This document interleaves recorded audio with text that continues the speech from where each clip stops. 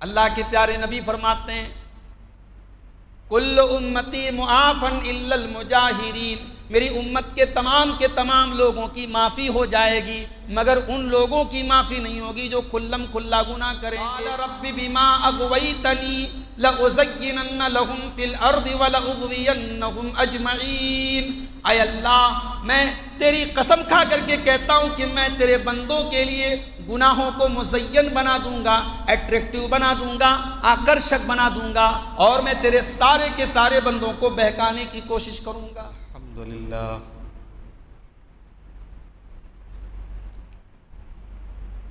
نحمده ونستعینه ونستغفره ونعوذ باللہ من شرور انفسنا ومن سیئات اعمالنا،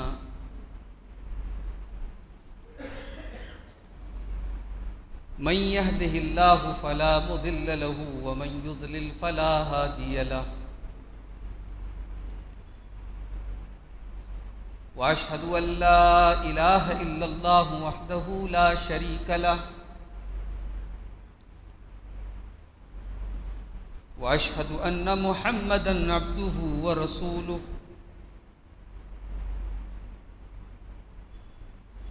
يا أيها الذين آمنوا اتقوا الله حق تقاته ولا تموتن إلا وأنتم مسلمون، يا أيها الناس اتقوا ربكم الذي خلقكم من نفس واحدة وخلق منها زوجها وبث منهما رجالا كثيرا ونساء، واتقوا الله الذي تساءلون به والأرحام إن الله كان عليكم رقيبا،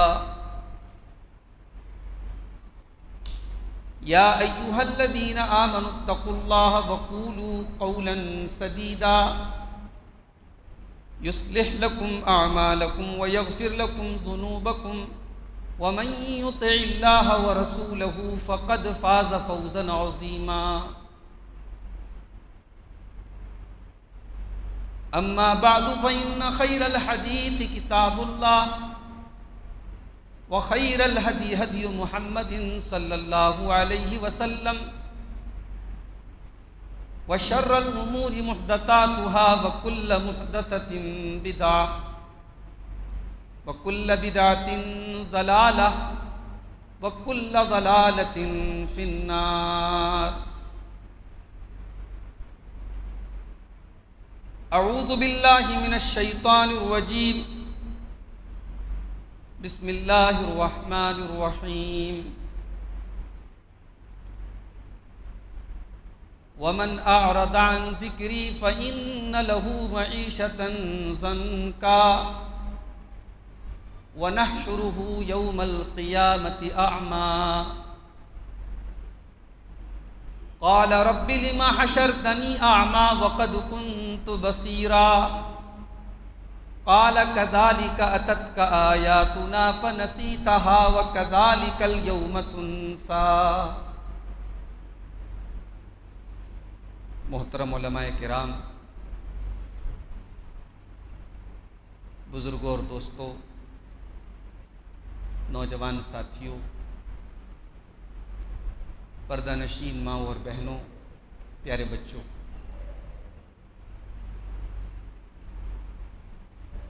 آج کا یہ پروگرام مسجد اہل حدیث غلہ بجردیہا میں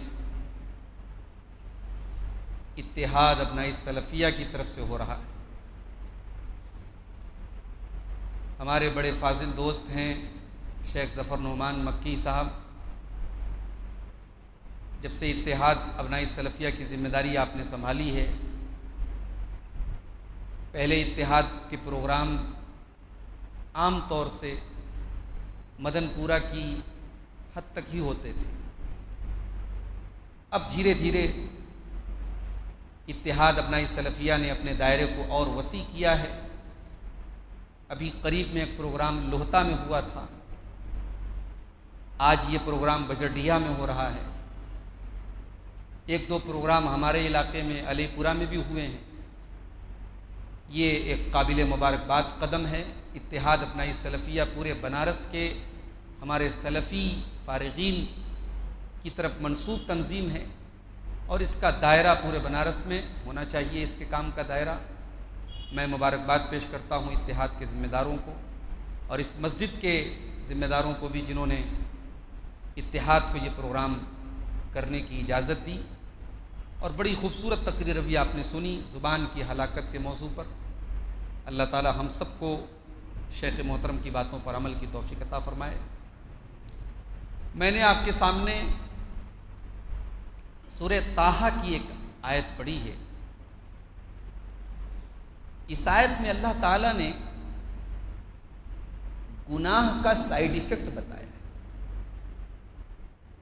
گناہ کا نقصان بتایا ہے۔ بھئی گناہ کس کو کہتے ہیں؟ شریعت دو چیزوں کا نام ہے، نیکی اور گناہ۔ شریعت کی بات مانو تو نیکی ہے، اور شریعت کے خلاف چلو تو گناہ ہے۔ یہی تو ہے۔ کوئی پوچھے گناہ کیا ہے؟ اللہ اور اس کے رسول کے خلاف جانا، یہی گناہ ہے۔ اب یہ موٹی موٹی بات تو ہر آدمی جانتا ہے کہ گناہ کی سزا آخرت میں ملے گی، چور کو چوری کی سزا آخرت میں ملے گی، بے ایمان کو بے ایمانی کی سزا آخرت میں ملے گی، جھوٹے کو جھوٹ کی سزا آخرت میں ملے گی۔ سوال یہ ہے کہ کیا گناہ کا کوئی نقصان دنیا میں بھی ہے؟ اس سوال کا جواب اس آیت میں دیا گیا۔ اللہ نے فرمایا وَمَنْ أَعْرَضَ عَنْ ذِكْرِي فَإِنَّ لَهُ مَعِيشَةً ضَنْكًا،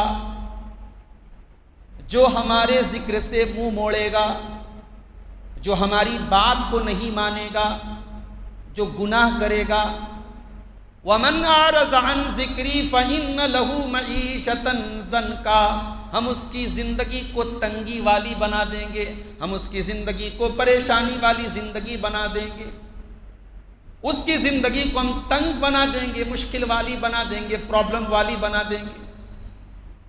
اور ایک تفسیر اس آیت کی یہ بھی کی گئی کہ قبر میں عذاب دیں گے، جو گناہ کرے گا اسے قبر میں عذاب دیں گے، اس کی قبر کو تنگ کر دیں گے۔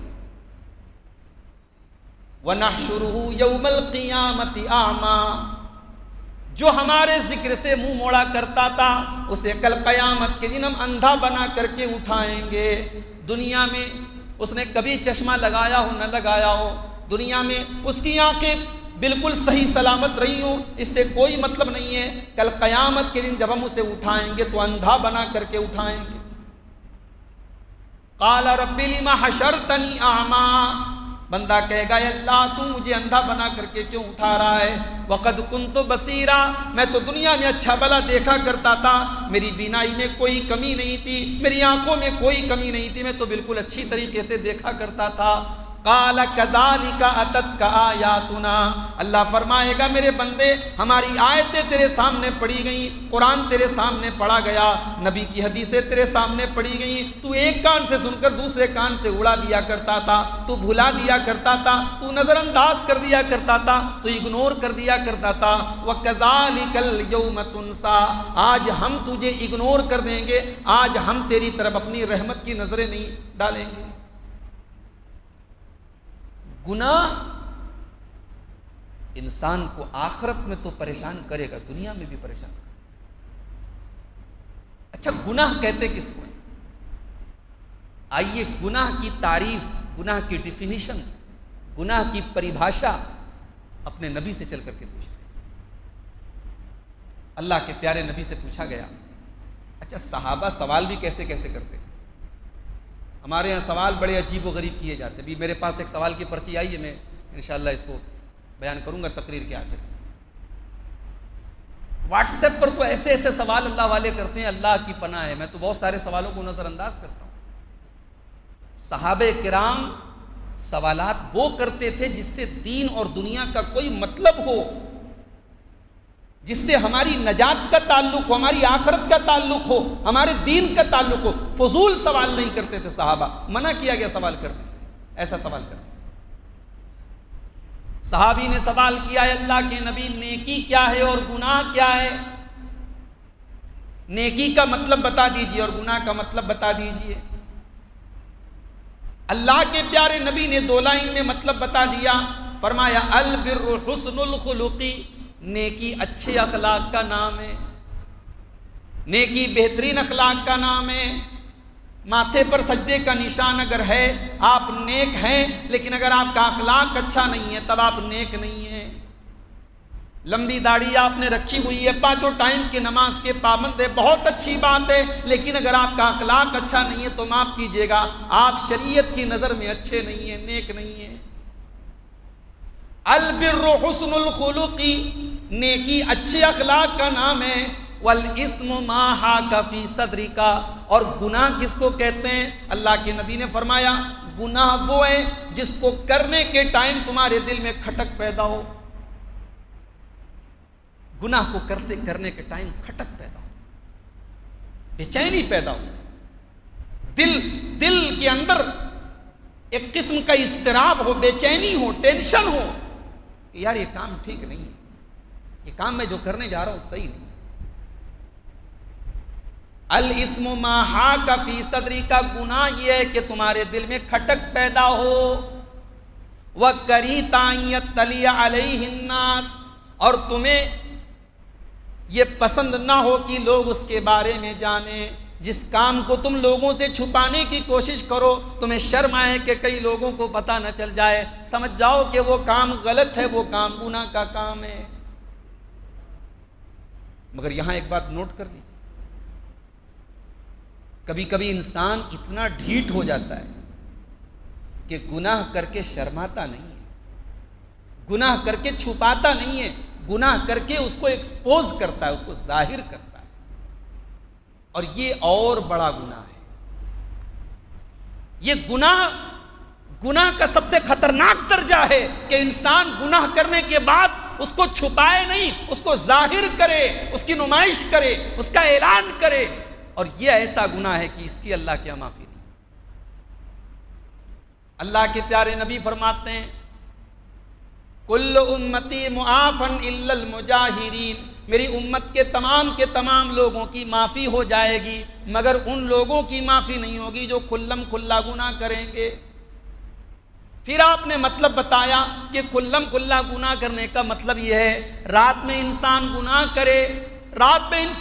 کرے، وقت بات یسترہ ربہ، رات میں اس نے گناہ کیا، اللہ نے اس کے گناہ کے اوپر پردہ ڈال دیا، صبح ہوئی اس نے لوگوں کو اپنے گناہ کے بارے میں بتانا شروع کر دیا، یا فلانو عملت البارحۃ کذا و کذا، اے فلاں رات میں نے یہ کام کیا، رات میں نے ایسا کام کیا، اللہ نے تو اس کے اوپر پردہ ڈال دیا تھا، وَكَشَفَ سِتْرَ اللَّهِ عَنْهُ، لیکن اس نے اللہ کے پردے کو چاک کر دیا۔ یہ اتنا بڑا گناہ ہے، یہ اتنا بڑا گناہ ہے کہ اللہ کے نبی فرماتے ہیں کہ اس کی معافی اللہ کیا نہیں ہوگی۔ گناہ کی نمائش کرنا، اللہ نے پردہ ڈال دیا اور آپ پردے کو چاک کریں، تو گناہ جس کو کرنے کے ٹائم آپ کے دل میں کھٹک پیدا ہو اور آپ کو شرم آئے کہ لوگوں کو پتہ نہیں چلے۔ اور یہاں ایک بات اور نوٹ کر لیجیے کہ گناہ کرنے کے ٹائم دل میں کھٹک تب پیدا ہوتی ہے جب دل میں ایمان ہو۔ ایمان کی بیٹری جتنی فل ہوگی اتنا زیادہ گناہ کرنے کے ٹائم ڈر لگے گا، اور ایمان کی بیٹری جتنی ڈاؤن ہوگی اتنا گناہ کرنے کے ٹائم کوئی فرق محسوس نہیں۔ اس لیے کہ شیطان کا اصل کام یہی ہے، وہ گناہ کی خطرناکی کو آپ کے دل سے نکال دیتا ہے۔ شیطان گناہ کی پیکنگ کرتا ہے۔ گناہ ایک بھائی جیسے مثال کے طور پہ پاخانہ ہے، اب ہر انسان کی نظر میں پاخانہ گندی چیز ہے، کوئی انسان ایسا نہیں جو پاخانے کو گندا نہ سمجھے، لیکن اگر اس کی پیکنگ کر کے اس کو بالکل مکمل کسی پیکٹ میں ڈال کر کے کوئی آپ کو بھیج دے تو ہو سکتا ہے دھوکے میں آپ اس کو رکھ لیں۔ تو گناہوں کی گندگی کو شیطان خوبصورت بناتا ہے۔ شیطان کا کام ہی یہی ہے، اس نے ہمارے باپ آدم کے سامنے بھی گناہ کو مزین کیا تھا، اس نے ہمارے باپ آدم کے سامنے قسم کھا کے کہا تھا ارے اللہ منع کر رہا ہے، اس درخت کو کھا لو، تم اس کو کھا لو گے ہمیشہ جنت میں رہو گے، فرشتے بن جاؤ گے تم۔ وَقَاسَمَهُمَا إِنِّي لَكُمَا لَمِنَ النَّاصِحِينَ، ہمارے باپ آدم کو، ہماری ماں حوا کو قسم کھا کر کے شیطان نے کہا کہ میں تمہاری بھلائی چاہتا ہوں، تم اس درخت کو کھا لو۔ فَدَلَّاهُمَا بِغُرُورٍ، اور ہمارے باپ آدم اور ہماری ماں حوا کے سامنے جب ابلیس نے اللہ کے نام کی قسم کھائی تو اللہ والے اللہ کے نام پر بہت جلدی دھوکہ کھا جاتے ہیں۔ یہ اصول ہے، اللہ والے اللہ کے نام پہ بہت جلدی دھوکہ کھا جاتے ہیں۔ ابلیس نے جب اللہ کا نام لے لیا، ہمارے باپ آدم کو لگا یہ صحیح بول رہا ہے، ہماری اماں حوا کو لگا یہ صحیح بول رہا ہے، اور انہوں نے وہ دونوں شیطان کے شیشے میں اتر گئے۔ تو شیطان نے گناہ کو مزین کر دیا، اور اسی لیے شیطان نے اللہ سے وعدہ بھی کیا ہے۔ اللہ تعالیٰ سے شیطان نے ایک وعدہ کیا ہے۔ کیا وعدہ کیا ہے؟ قال رب بما اغویتنی لأزینن لہم فی الارض ولأغوینہم اجمعین۔ اے اللہ، میں تیری قسم کھا کر کے کہتا ہوں کہ میں تیرے بندوں کے لیے گناہوں کو مزین بنا دوں گا، اٹریکٹیو بنا دوں گا، آکرشک بنا دوں گا، اور میں تیرے سارے کے سارے بندوں کو بہکانے کی کوشش کروں گا۔ تو گناہ جب گناہ نہ لگے میرے بھائی تو سمجھ جاؤ کہ شیطان کامیاب ہو چکا ہے، شیطان حاوی ہو چکا ہے۔ اور آج ہمارے سماج میں جیسے جیسے ہم لوگ ترقی کر رہے ہیں، آگے بڑھ رہے ہیں، لوگوں کے پاس پیسہ آ رہا ہے، دولت آ رہی ہے، لائف اسٹائل ہائی فائی ہو رہا ہے، بہت سارے گناہوں کو ہم نے گناہ سمجھنا ہی چھوڑ دیا۔ ایک زمانہ تھا کسی کے گھر میں اگر ٹی وی کے اوپر کوئی گندی چیز دیکھ لی جائے اور پتہ لگ جائے کہ صاحب اس کے گھر میں یہ چیز دیکھی گئی، تو پورے محلے کی نظر میں مانا جاتا تھا اس کے گھر میں یہ کام ہوتا ہے۔ لوگ چھپ چھپ کر کے وہ کام کرتے تھے۔ لوگوں کی گدیوں پر، بیٹھکوں میں ٹی وی کے اوپر سی ڈی لگتی تھی، وی سی آر لگتا تھا، کیا کیا ہوتا تھا، ایک دور تھا۔ اب صاحب وہ گناہ آسان ہو گیا، اب وہ یہ اس کی اسکرین پر آ گیا۔ اب آپ ہیں، آپ کا موبائل ہے، جیو کا انٹرنیٹ ہے، تنہائی ہے، آپ ہے، اللہ ہے، بس۔ اب اس پر آپ کیا دیکھ رہے ہیں، آپ کی آنکھیں کیا دیکھ رہی ہیں، آپ کے ہاتھ کیا ٹچ کر رہے ہیں، یہ آپ جانتے ہیں، اللہ جانتے ہیں۔ تو گناہ کا آسان ہونا بھی اللہ کی بہت بڑی آزمائش ہے۔ اور آج جیسے جیسے ہماری زندگی آگے بڑھ رہی، گناہ آسان ہو رہا ہے۔ آج سے 20 سال پہلے زنا اتنا آسان نہیں تھا جتنا آج آسان ہے۔ آج سے 25 سال پہلے آنکھوں کی حفاظت کرنا اتنا مشکل نہیں تھا جتنا مشکل آج ہو چکا ہے۔ تو گناہوں کو آج شیطان نے آسان کر دیا ہے۔ اب آئیے دیکھتے ہیں کہ گناہ کا نقصان کیا کیا ہے، گناہ کا سائیڈ ایفیکٹ کیا کیا ہے، گناہ کا اثر کیا کیا پڑتا ہے۔ بھائی صاحب، گناہ کا اثر ہماری فیملی پر پڑتا ہے، ہمارے بچوں کی صحت پر پڑتا ہے، ہماری بیوی کے اخلاق پر پڑتا ہے، ہمارے کاروبار پر پڑتا ہے، ہماری زندگی پر پڑتا ہے۔ سلف صالحین کہا کرتے تھے کہ جب کبھی میں گناہ کرتا ہوں لَأَعْرِفُ ذَلِكَ فِي سُوءِ خُلُقِ زَوْجَتِي، تو بیوی کے بیہیویئر سے پتہ لگ جاتا ہے میں کچھ غلط کر رہا ہوں، بیوی کی بد اخلاقی سے پتہ لگ جاتا ہے میں نے کوئی گناہ کیا ہے۔ وَتَعَثُّرِ دَابَّتِي، میری سواری چلتے چلتے پھسل کے گر جاتی ہے، مجھے احساس ہوتا ہے میں نے کوئی گناہ کیا ہے۔ اللہ۔ اور گناہ کا سب سے بڑا نقصان کیا جانتے ہیں؟ انسان کا دل جو ہے وہ ڈاؤن ہونے لگتا ہے، دل کے اوپر ایک پردہ چڑھنے لگتا ہے، دل ڈیڈ ہونے لگتا ہے۔ ڈیڈ کا مطلب وہ صحت والا ڈیڈ نہیں، صحت کے حساب سے دل آپ کا بہترین ہے، شریعت کے حساب سے آپ کا دل ڈیڈ ہو رہا ہے، قرآن اس پر اثر نہیں کر رہا ہے، اللہ کے رسول کی حدیثیں اثر نہیں کرتی، جہنم کے عذاب کی باتیں اثر نہیں کریں، دل ڈیڈ ہو رہا ہے، دل مردہ ہو رہا ہے۔ کَلَّا بَلْ رَانَ عَلَىٰ قُلُوبِهِمْ مَا كَانُوا يَكْسِبُونَ، میرے بندو تمہارے کرتوتوں کی وجہ سے تمہارے دلوں کے اوپر غلاف چڑھ گیا ہے، پردہ چڑھ گیا ہے۔ اللہ کے پیارے نبی فرماتے ہیں، ترمذی کی روایت ہے، جب بندہ کوئی گناہ کرتا ہے اس کے دل کے اوپر ایک کالے رنگ کا دھبا ڈال دیا جاتا ہے، فَإِذَا نَزَا وَاسْتَغْفَرَ وَتَابَ، اگر بندہ گناہ سے باز آ جائے، توبہ کر لے، اللہ سے معافی مانگ لے، اس دھبے کو اللہ تعالیٰ ہٹا دیتا ہے۔ لیکن اگر بندہ گناہوں سے توبہ نہ کرے اور بار بار گناہ کرے تو وہ کالے رنگ کے دبے اس کے دل کے اوپر بڑھتے چلے جاتے ہیں، حتی تعلو قلبہ، یہاں تک کہ اس کے دل کے اوپر چھا جاتے ہیں۔ کتنے لوگ ہیں وہ نماز نہیں پڑھتے اور ان کو کوئی فرق بھی نہیں پڑتا کہ وہ نماز پڑھتے۔ کتنے لوگ ہیں وہ سود کھاتے ہیں اور انہیں کوئی فرق نہیں پڑتا کہ وہ سود کھاتے ہیں۔ کتنے لوگ ہیں وہ جھوٹ بولتے ہیں اور انہیں کبھی ڈر نہیں لگتا کہ میں جھوٹ بولوں۔ تو گناہ جب انسان کرتے کرتے اس کا عادی ہو جاتا ہے تو دل کے اوپر ایک جو ہے غلاف چڑھ جاتا ہے، ایک دل کے اوپر ایک پردہ چڑھ جاتا ہے۔ گناہ کا ایک نقصان یہ بھی ہے کہ دنیا کے اندر طرح طرح کی مصیبتیں آتی ہیں۔ ابھی آپ دیکھیں آپ کے پڑوسی ملک میں آدھا سے زیادہ ملک ڈوبا ہوا ہے سیلاب میں۔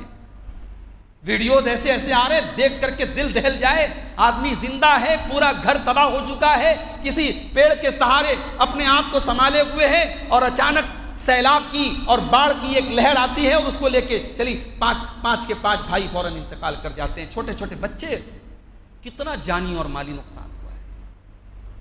آپ کے بنارس میں اس بار تو سیلاب کا اثر بہرحال کم تھا، لیکن بہرحال تھا، موجود ہے۔ جو گنگا کے آس پاس کی جو بستیاں ہیں خالی پڑی ہیں، لوگوں کے کارخانے بندے، لوگوں کے پاور لوم بندے، لوگوں کی قرغے بندے۔ تو یہ جو مصیبتیں ہیں، سیلاب ہے، سونامی ہے، زلزلہ ہے، کہیں بارش نہیں ہو رہی ہے، کہیں ضرورت سے زیادہ ہو رہی ہے، کیوں ہے یہ انسانوں کے کرتوت کا نتیجہ ہے۔ ظہر الفساد فی البر والبحر بما کسبت ایدی الناس، زمین کے اندر جو بھی فساد ہے، جو بھی بگاڑ ہے، جو بھی تباہی ہے، جو بھی پریشانی ہے، میرے بندو وہ تمہارے ہاتھوں کی کرتوت کا نتیجہ ہے۔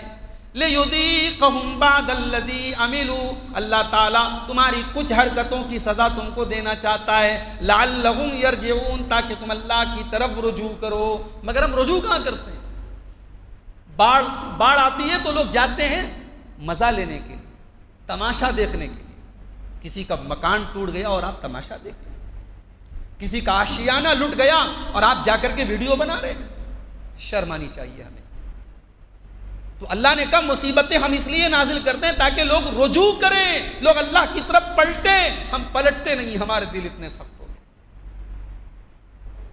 فَلَوْلَا إِذْ جَاءَهُمْ بَأْسُنَا تَضَرَّعُوا، میرے بندو ہونا تو یہ چاہیے تھا جب تمہارے اوپر مصیبتیں آئیں تو تم اللہ کی بارگاہ میں گر گڑاتے۔ فلولا اذ جاءهم باسنا تضرعوا ولكن قست قلوبهم وزين لهم الشيطان ما كانوا يعملون، لیکن تمہارے دل سخت ہو گئے اور شیطان نے تمہارے لیے گناہوں کو مزین کر دیا۔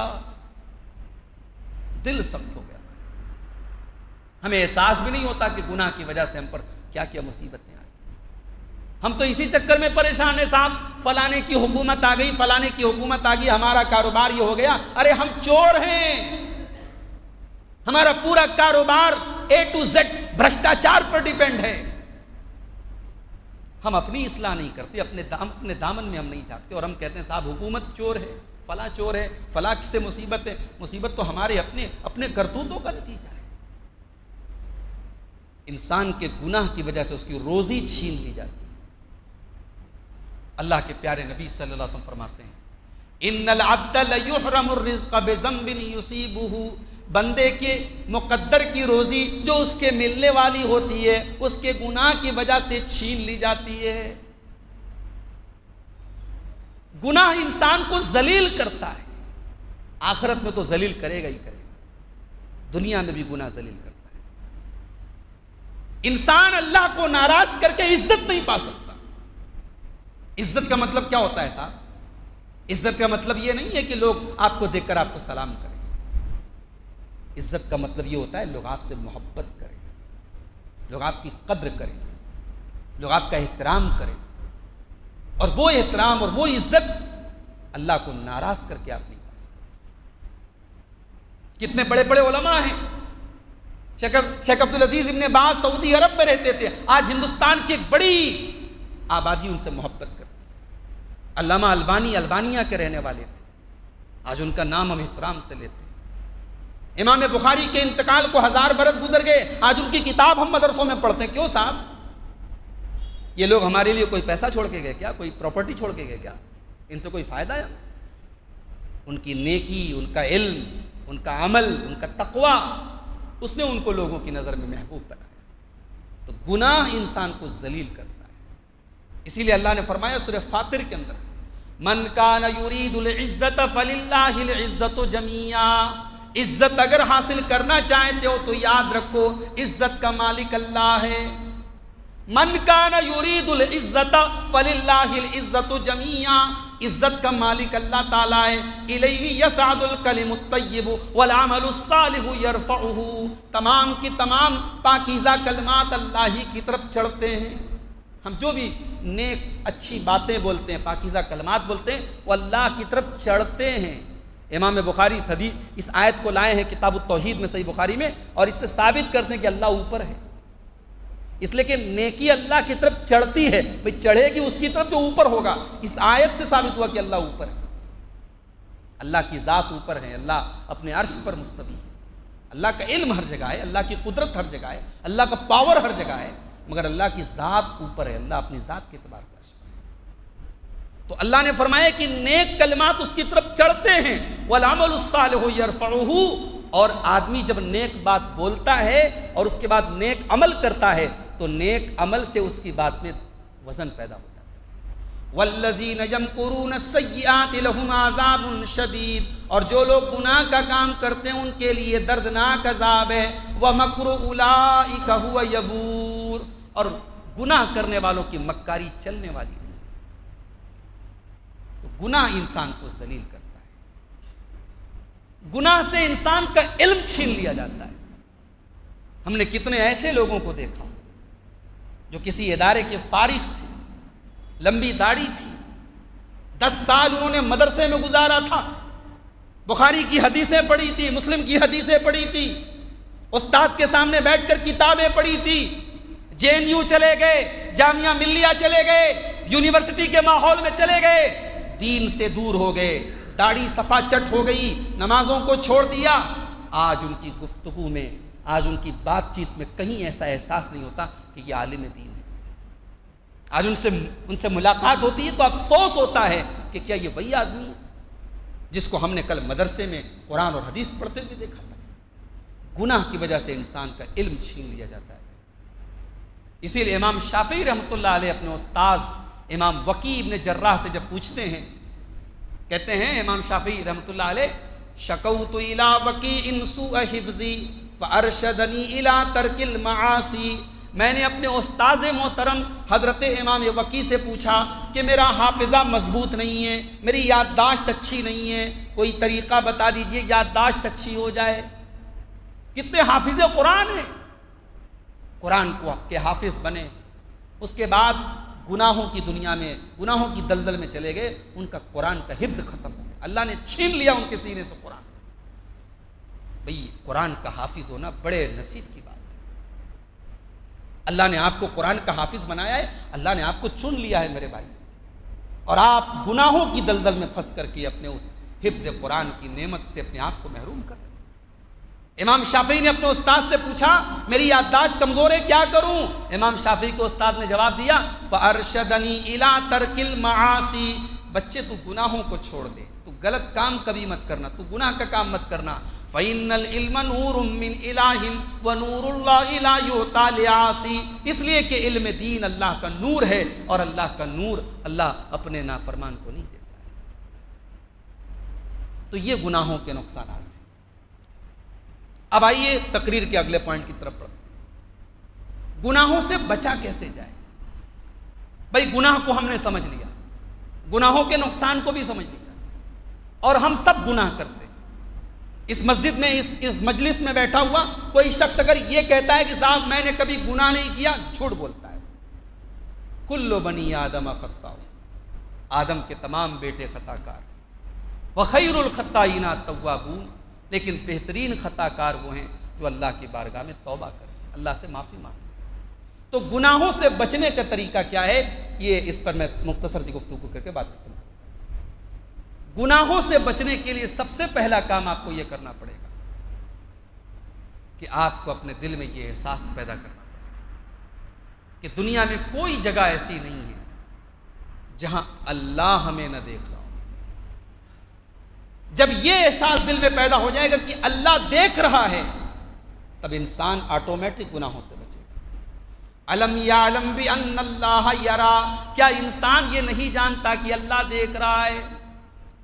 الم تر ان اللہ یعلم ما فی السماوات و ما فی الارض، کیا تم نہیں جانتے کہ اللہ تعالیٰ جو کچھ آسمانوں میں جو کچھ زمین میں سب کچھ جانتا ہے؟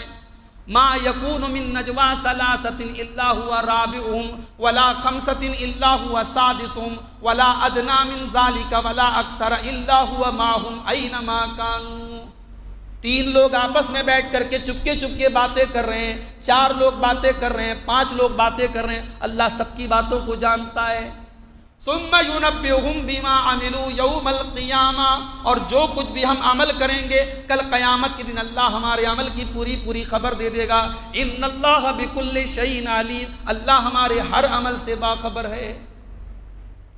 یہ احساس اگر پیدا ہو جائے اللہ دیکھ رہا ہے، اور یہ احساس اگر واقعی میں پیدا ہو جائے، بھرشٹاچار ختم ہو جائے، چوری ختم ہو جائے۔ عبداللہ ابن عمر رضی اللہ تعالیٰ عنہ سفر میں جا رہے ہیں، بھوک لگی ہے، پیاس لگی ہے، ایک چرواہے کو دیکھا بکریوں کو لے کے جا رہا ہے، بلایا ادھر آؤ، ایک بکری کا دودھ دھو کر کے مجھے پلا دو۔ اس نے کہا صاحب یہ بکریاں میری نہیں ہیں، میں تو غلام ہوں، میں تو چرواہا ہوں، میرے مالک نے مجھے چرانے کا حکم دیا ہے، میں بکری کا دودھ آپ کو نہیں دے سکتا۔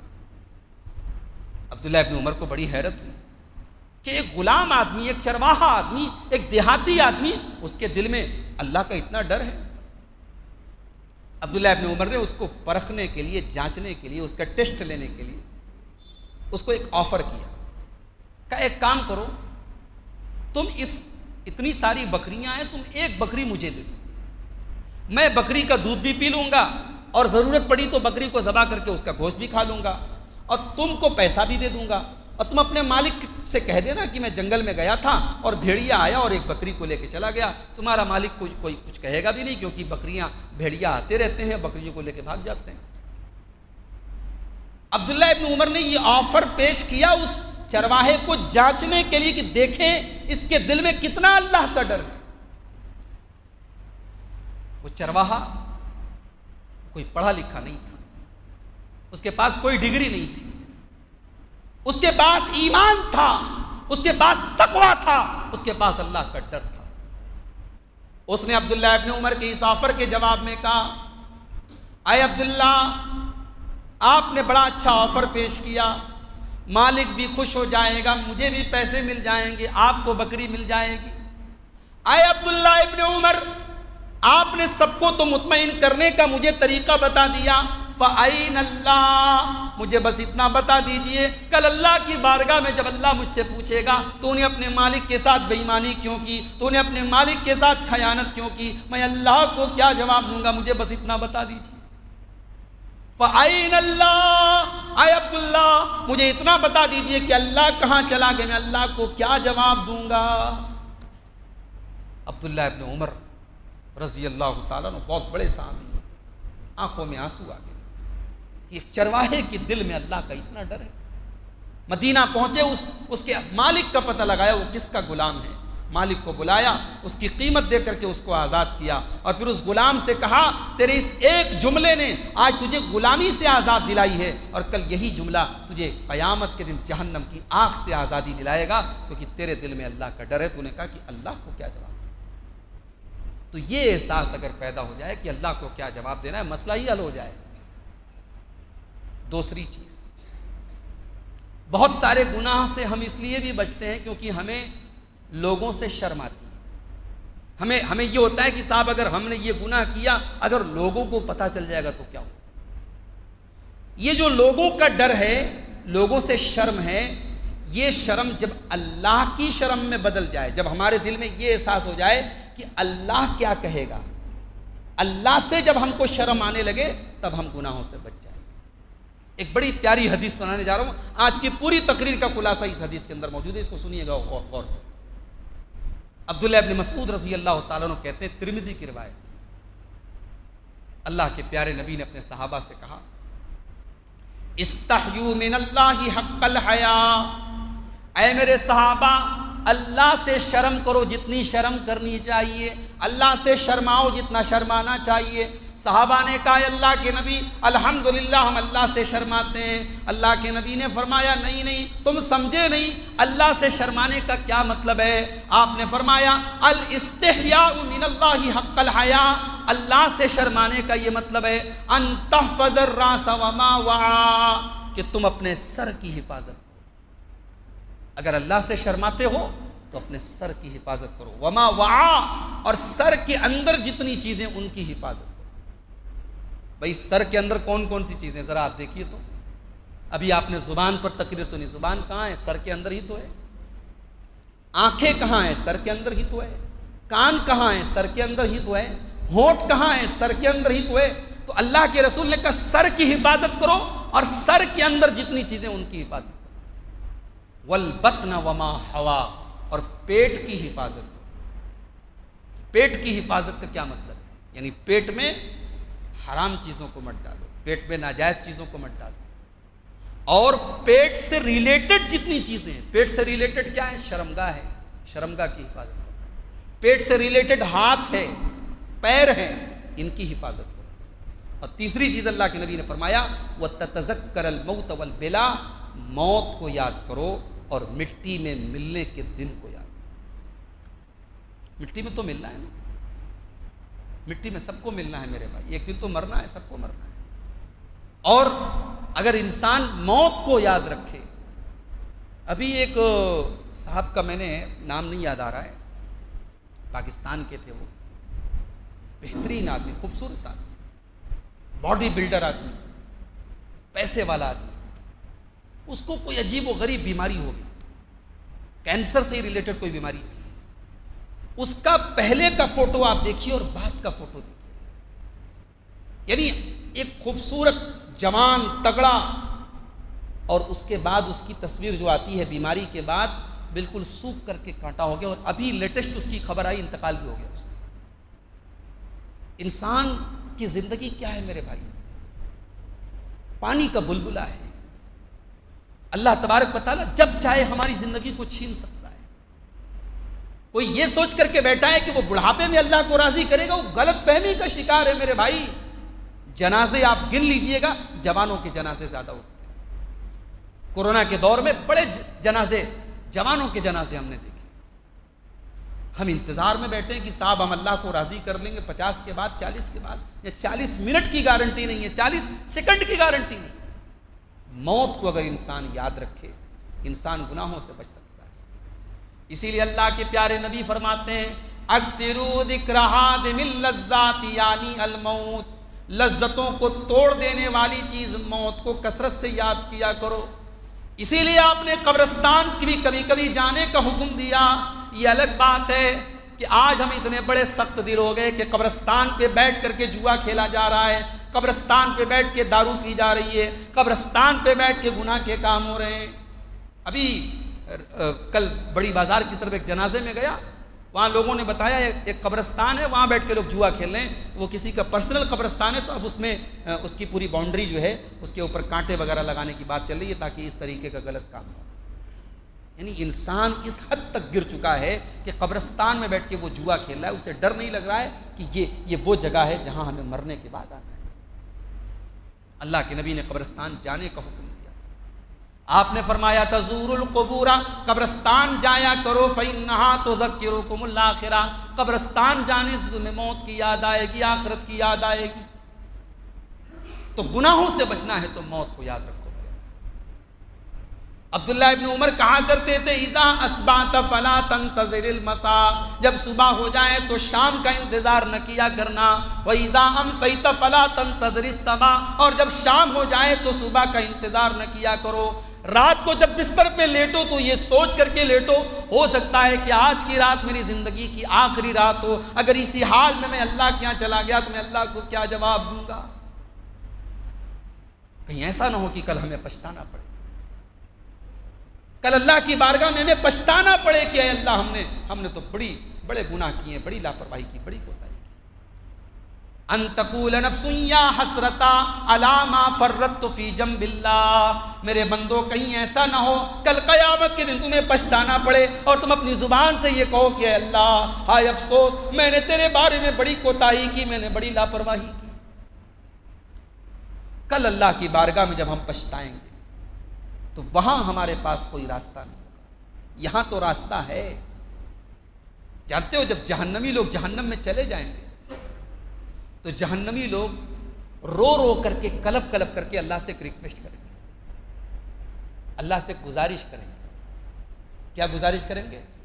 ربنا اخرجنا منہا فإن عدنا فإنا ظالمون، اے اللہ ایک بار تو ہم کو جہنم سے نکال دے، ہم وعدہ کرتے ہیں اب کوئی گناہ کا کام نہ کریں گے، اب تجھے کوئی ناراض کرنے والا کام نہیں کریں گے، اے اللہ ایک چانس ہمیں اور دے دے، اگر ہم اب پھر سے اگر ہم نے کوئی گناہ کیا تو تو جو سزا دے دے ہم کو منظور ہے۔ اللہ کیا جواب دے گا؟ قال اخسئوا فیہا ولا تکلمون، اللہ فرمائے گا نہیں نہیں تم ذلیل ہو کر کے اسی جہنم میں رہو، ولا تکلمون تم مجھ سے بات مت کرو۔ اللہ کہے گا بات مت کرو، خبردار مجھ سے بات مت کرو۔ تو کل جب اللہ یہ کہے گا مجھ سے بات مت کرو، اس دن ہماری کوئی بات اللہ کے ہاں مانی نہیں جائے گی۔ آج تو کم سے کم اللہ ہم سے یہ تو کہہ رہا ہے کہ مجھ سے معافی مانگ لو۔ آج تو ہمارا رب روزانہ رات کے آخری حصے میں آسمان دنیا پر نازل ہوتا ہے اور ہم سے کہتا ہے کہ میرے بندوں مجھ سے معافی مانگ لو، میں تمہیں معاف کر دوں گا، مجھ سے توبہ کر لو، میں تمہاری توبہ قبول کر دوں گا۔ تو آج تو وہ ماننے کو تیار ہے اور ہم منانے کے لیے تیار نہیں۔ تو میرے بھائیوں اگر ہم گناہوں سے بچنا چاہتے ہیں تو ہم یہ بات یاد رکھیں کہ ہمیں موت آئے گی اور ہمیں اللہ کے سامنے پیش ہوگا، اور ہم یہ بھی یاد رکھیں کہ ہمارے ایک ایک عمل کو ریکارڈ کیا جا رہا ہے۔ ہم اکیلے میں جو کام کرتے ہیں وہ بھی ریکارڈ ہو رہا ہے، پبلک کے سامنے جو کام کرتے ہیں وہ بھی ریکارڈ ہو رہا ہے۔ وَإِنَّ عَلَيْكُمْ لَحَافِظِينَ كِرَامًا كَاتِبِينَ يَعْلَمُونَ مَا تَفْعَلُونَ، میرے بندو ہمارے فرشتے تمہارے اوپر مقرر ہیں، وہ تمہاری ایک ایک حرکت کو نوٹ کر رہے ہیں، ایک ایک حرکت کو ریکارڈ کر رہے ہیں۔ ما يلفظ من قول الا لديه رقیب عتید، تیری زبان سے جو بھی لفظ نکلتا ہے وہ ریکارڈ کیا جا رہا ہے، وہ نوٹ کیا جا رہا ہے۔ دنیا میں سونار کا ترازو جو ہوتا ہے وہ سب سے خطرناک ترازو مانا جاتا ہے۔ سونار کے ترازو پر اگر عورت کی ناک کی نتھیا بھی رکھ دی جائے تو ترازو بتا دے گا یہ کتنے ملی گرام۔ اللہ کا ترازو کیسا ہوگا؟ اللہ کا ترازو جانتے ہو کیسا ہوگا؟ وَنَزَعُ الْمَوَازِينَ الْقِسْطَ لِيَوْمِ الْقِيَامَةِ، قیامت کے دن ہم انصاف کا ترازو رکھیں گے۔ وَإِنْ كَانَ مِثْقَالَ حَبَّةٍ مِّنْ خَرْدَلٍ أَتَيْنَا بِهَا، ایک رائی کے دانے کے برابر بھی تم نے کوئی عمل کیا ہوگا اس انصاف کے ترازو پر وہ سامنے آ جائے گا۔ وَكَفَى بِنَا حَاسِبِينَ، میرے بندو تمہارا حساب ہم لیں گے، ہم لیں گے، اللہ لے گا حساب۔ اور اللہ جب حساب لے گا تو کیسا حساب لے گا ہم سمجھ سکتے ہیں۔ تو میرے بھائی ہمارا ایک ایک عمل ریکارڈ کیا جا رہا ہے۔ ہم نے آنکھوں سے جو گناہ کیے آنکھیں بولیں گی کل قیامت کے دن، ہم نے ہاتھوں سے جو گناہ کیا ہاتھ بولیں گے کل قیامت کے دن۔ حتیٰ اذا ما جاؤوها شہید علیہم سمعہم وابصارہم وجلودہم بما کانوا یعملون، کل قیامت کے دن تمہارے کان تمہارے خلاف گواہی دیں گے، تمہاری آنکھیں تمہارے خلاف گواہی دیں گی، تمہاری چمڑی تمہارے خلاف گواہی دے گی۔ وقالوا لجلودهم لما شهدتم علينا قالوا انطقنا الله الذي انطق كل شيء، انسان اپنی چمڑی سے کہے گا تو کیسے بول رہی ہے، انسان کی چمڑی کہے گی آج اللہ نے ہم کو زبان دے دی، ہم تیرے کرتوتوں کا پردہ فاش کریں گے۔ ایک آخری بات بیان کر کے بات ختم کر رہا ہوں۔ آج سب سے زیادہ جو ڈینجرس چیز ہے، سب سے خطرناک جو چیز ہے، تنہائی کے گناہ۔ لوگوں کے سامنے تو آدمی ایسے بھی شریف بن جاتا ہے، پانچوں ٹائم نماز پڑھ رہا ہے، مسجد میں آ رہا ہے، صف اول میں آ رہا ہے، سوال یہ ہے کہ اس کی پرائیویٹ لائف کیسی ہے، اس کی تنہائی کیسی ہے، وہ اکیلے میں اس کا معاملہ کیا ہے۔ اللہ تبارک و تعالیٰ کہ یہاں اگر ہماری تنہائی گڑبڑ ہوگی تو میرے بھائیوں یہ بہت ہی خطرناک معاملہ ہے. ہمارے روزے، ہماری نماز، ہمارے حج عمرے برباد ہو جائیں گے. میں جو حدیث پڑھنے جا رہا ہوں اس حدیث کو سننے کے پہلے اپنے دل پر ہاتھ رکھیے گا اور سوچئے گا یہ میرے نبی کی حدیث ہے، میرے نبی کا فرمان. اور نبی نے جو بات کہی ہمارا ایمان ہے وہ 110% سچ ہے، اس میں کوئی فرق نہیں ہے. اللہ کے نبی فرماتے ہیں، ابن ماجہ کی صحیح روایت ہے، لَيَأْتِيَنَّ أَقْوَامٌ مِّنْ أُمَّتِي يَوْمَ الْقِيَامَةِ، قیامت کے دن میری امت کے کچھ لوگ آئیں گے، بڑی بڑی نیکیوں کو لے کر کے آئیں گے، پہاڑوں کے برابر نیکیوں کو لے کر کے آئیں گے. اللہ تبارک و تعالیٰ ان کی نیکیوں کو بھوسا بنا دے گا، ان کی نیکیوں کو ہوا کی طرح اڑا دے گا، ختم کر دے گا، فنش کر دے گا. ان کی نیکیوں کا کوئی مطلب نہیں ہوگا اللہ کے. صحابہ نے پوچھا، اے اللہ کے نبی، کون بد نصیب لوگ، کون بد نصیب لوگ ہوں گے کہ نیکیوں کا پہاڑ لے کے آئیں گے اور ان کی نیکیوں کو اللہ تعالیٰ ڈسٹرائے کر دے گا، برباد کر دے گا. اللہ کے نبی نے فرمایا، اما انہم اخوانکم، وہ تمہارے ہی بھائی ہوں گے، ومن جلدتکم، تمہاری ہی نسل کے لوگ ہوں گے. یصومون کما تصومون، وہ روزہ بھی رکھیں گے جیسے تم رکھتے ہو. ویصلون کما تصلون، وہ نماز بھی پڑھیں گے جیسے تم نماز پڑھتے ہو. ویاخذون من اللیل کما تاخذون، وہ رات کو اٹھ کر کے تہجد بھی پڑھیں گے. ولکنہم اذا خلوا بمحارم اللہ انتہکوها، بس ایک بات کی کمی ہوگی، جب وہ اکیلے میں ہوں گے، وہ تنہائی میں ہوں گے، ان کی تنہائی گناہوں سے آلودہ ہوگی. جب وہ اکیلے ہوں گے، تنہائی میں ہوں گے، وہ اللہ کو ناراض کرنے والے کام کریں. تو میرے بھائیوں، گناہ کو کبھی حقیر مت سمجھو. آج کتنے گناہ ہیں، ہم اس کو گناہ سمجھتے ہی نہیں ہیں. حضرت ابو سعید خدری رضی اللہ تعالیٰ عنہ اللہ کے رسول کے بڑے جلیل القدر صحابی ہیں. وہ اپنے دور کے لوگوں سے کہتے ہیں، مسند احمد کی روایت ہے، کہتے ہیں کہ انکم لتعملون اعمالا ہی ادق فی اعینکم من الشعر، کہتے ہیں کہ تم لوگ بہت سا ایسا عمل کرتے ہو جو تمہاری نظر میں بال سے بھی زیادہ باریک ہے، یعنی تمہاری نظر میں بہت ہلکا ہے، بہت معمولی ہے. کننا نعدھا علی عہد رسول اللہ صلی اللہ علیہ وسلم من الموبقات، لیکن اللہ کے رسول کے دور میں ہم اس کو ہلاک کرنے والا گناہ سمجھتے.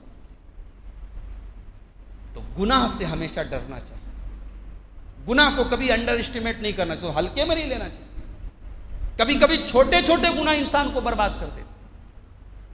اسی لیے اللہ کے نبی فرماتے ہیں، بخاری کی روایت ہے، ان المؤمن یرا ذنوبہ کانہ قائد تحت جبل، کہ مومن اپنے گناہوں کو ایسا سمجھتا ہے جیسے کسی پہاڑ کے نیچے بیٹھا ہوا ہے اور پہاڑ اس کے اوپر گرنے والا ہے. مومن کو ایسا فیل ہوتا ہے، ایسا احساس ہوتا ہے کہ وہ کسی پہاڑ کے نیچے ہے اور پہاڑ اس کے اوپر گرنے والا ہے. وَإِنَّ الْفَاجِرَ يَرَى ذُنُوبَهُ كَذُبَابٍ مَرَّ عَلَىٰ أَنفِهِ، اور جو فاجر ہوتا ہے، جو فاسق ہوتا ہے، جو اللہ کا نافرمان ہوتا ہے، وہ گناہ کر کے ایسے نظر انداز کرتا ہے جیسے ناک پر مکھی بیٹھی ہو اور اس کو کوئی ہٹا دے، ویسے وہ گناہ کر کے ایسا محسوس کرتا ہے.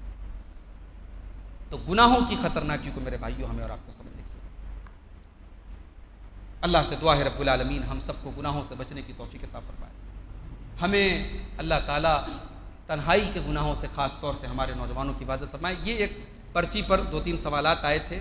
اس میں ایک سوال یہ کیا گیا کہ صاحب بارات میں جانا کیسا ہے. بڑا یعنی یہ مسئلہ ہم سب جانتے ہیں، ہم کو معلوم ہے، ہمارے ہاں شادیوں میں بارات عام بات ہے، لیکن شریعت میں بارات کا کوئی تصور نہیں. اگر اللہ کے رسول کے دور کی ہم شادیوں کی بات کریں، صحابہ کے دور کی شادیوں کی بات کریں، وہاں ہمیں بارات کا کوئی سسٹم نہیں ملتا. وہاں نکاح ہوتا تھا، لڑکا والے جو ہے لڑکی والوں سے بات طے کرتے تھے اور اس کے بعد رخصتی ہو جاتی تھی 2-4 لوگوں کے ساتھ. وہاں 40 لوگوں کے ساتھ، 100 لوگوں کے ساتھ بارات لے کے جانا اور لڑکی والوں کے یہاں جا کے باقاعدہ دعوت اڑانا، اور اس کے بعد یہ لمبی چوڑی جو رسمیں ہمارے یہاں ہیں، یہ دراصل ہندوانہ، چونکہ ہم لوگ ہندوستان میں ہمیں سے بڑی تعداد میں کنورٹ ہوئے ہیں لوگ، تو اس ماحول میں رہنے کی وجہ سے ان کے کلچر کو ہم چھوڑ نہیں سکتے. تو جو جہیز والی رسم ہے، بارات کی رسم ہے، لڑکیوں کو پراپرٹی میں حصہ نہ دینے کی رسم ہے، یہ ساری چیزیں ہم نے غیر مسلموں سے اس کو لے لیا. تو بارات کا کوئی اسلامی تصور نہیں ہے. البتہ یہ بات یاد رکھی جائے کہ اس مسئلے کو اتنا سخت بنا دینا کہ صاحب لڑکی کے یہاں دعوت کھانا حرام ہے، ہم نے بھدوئی وغیرہ میں بعض نوجوانوں کو دیکھا کہ اس معاملے میں بہت متشدد ہے کہ بیٹی کے گھر وہ جائیں گے، سارا سپورٹ کریں گے، سارا کام کریں گے، کھانے میں ہاتھ بھی بٹائیں گے، اور اس کے بعد صاحب کھانا نہیں کہ بولیں گے لڑکی کے یہاں ہم دعوت نہیں کھا سکتے۔ تو اگر لڑکی کے گھر دعوت کھانا حرام ہے تو بھائی صاحب آپ کا وہاں ہاتھ بٹانا بھی حرام ہے، گناہ کے کام میں سپورٹ کرنا بھی تو حرام ہوتا ہے۔ تو یہ ایک دوسری انتہا ہے۔ بارات کو آپ ختم کرنے کی کوشش کیجئے، لڑکی کے یہاں دعوت کو آپ ختم کرنے کی کوشش کیجئے، یہ اچھی چیز نہیں ہے، اس کی وجہ سے لڑکی والوں کے اوپر ایک بوجھ پڑ رہا ہے۔ یہ ساری باتیں اپنی جگہ برحق ہیں، لیکن میں ایک سمپل سا سوال آپ سے کرتا ہوں کہ آپ نے بنا کسی وجہ کی، کوئی وجہ نہیں، آپ نے اپنے گھر مجھے دعوت دی، میں دعوت کھا سکتا ہوں کہ نہیں کھا سکتا؟ تو کسی کے گھر دعوت کھانے کے لیے دلیل کی ضرورت نہیں ہے، کوئی اپنی خوشی سے کسی کو بھی دعوت کھلا سکتا ہے۔ تو اگر لڑکی کا باپ اپنی خوشی کے طور پر 100 لوگوں کو دعوت دے رہا ہے تو اس میں کوئی حرج کی بات نہیں ہے، لیکن یہاں مسئلہ یہ ہے کہ یہ رسم بن چکی ہے، لڑکی کے گھر دعوت ایک رسم بن چکی ہے، اور اس کی وجہ سے سماج میں نکاح مشکل ہو رہا ہے۔ لڑکی والوں کے لیے کتنے لوگ تو قرضہ لے کے شادی کرتے ہیں بھائی صاحب، لڑکی کی شادی قرضہ لے کے ہو رہی ہے، مسجدوں میں لوگ آ کے بھیک مانگتے، چندہ مانگتے کہ صاحب میری لڑکی کی شادی۔ تو یہ غلط ہے۔ اسلام نے بیٹی کی شادی کو بالکل آسان کیا ہے، ہم نے اپنے رسم و رواج کی وجہ سے اسے ایسا مشکل کر دیا کہ آج جو ہے لڑکی کی شادی کرنا زندگی کا ایک کارنامہ مانا جاتا ہے۔ یعنی آدمی جب اپنا کارنامہ گناتا ہے، میں نے مکان بنوایا، میں نے یہ کیا، پھر کہتا ہے میں نے لڑکی کی شادی کی، 4 لڑکیوں کی شادی کی۔ یعنی یہ اتنا مشکل کام ہے کہ لوگ اس کو اپنی زندگی کی اپلبدھی بتاتے ہیں، اپنا کارنامہ بتاتے ہیں۔ تو بیٹیوں کی شادی کو مشکل مت بنائیے، ان رسموں کو توڑیے۔ البتہ یہ ہے کہ اگر کوئی خوشی کے طور پہ بیٹی والے اگر اپنے گھر بھی کچھ مہمانوں کو بلا کر کے دعوت کھلاتے ہیں تو کوئی حرج کی بات نہیں ہے، اس کو ہم غیر شرعی یا حرام نہیں کہہ سکتے۔ ایک آخری سوال اس میں یہ تھا کہ ایڈوکیٹ فیض سید صاحب کا بیان سننا صحیح ہے یا نہیں؟ ایڈوکیٹ فیض سید صاحب ایک دائی ہیں، ایک بردر ہیں، تقریر کرتے ہیں، لیکن وہ باقاعدہ طور پر عالم دین نہیں۔ اب ان کی تقریروں میں بہت ساری ایسی چیزیں پائی گئی ہیں جو غلط ہیں، اور جس پر علماء نے اعتراض کیا کہ یہاں غلط ہیں، کچھ چیزوں سے انہوں نے رجوع بھی کیا۔ تو میں کسی کا نام لے کر کے آپ سے یہ کہوں کہ ان کو مت سنیے، ان کو مت سنیے، اس سے بہتر ہے کہ میں آپ کو یہ ریکمینڈ کرتا ہوں کہ چونکہ آپ جب تقریر سنیے تو علماء کی سنیے جو پراپر چینل سے آئے ہیں۔ بھئی ہمارے محلے میں بے ڈگری والا ڈاکٹر بھی ہے اور ڈگری والا ڈاکٹر بھی ہے، لیکن اگر ہم کوئی سیریس بیماری میں مبتلا ہیں تو ہم بے ڈگری والے کے یہاں نہیں جاتے۔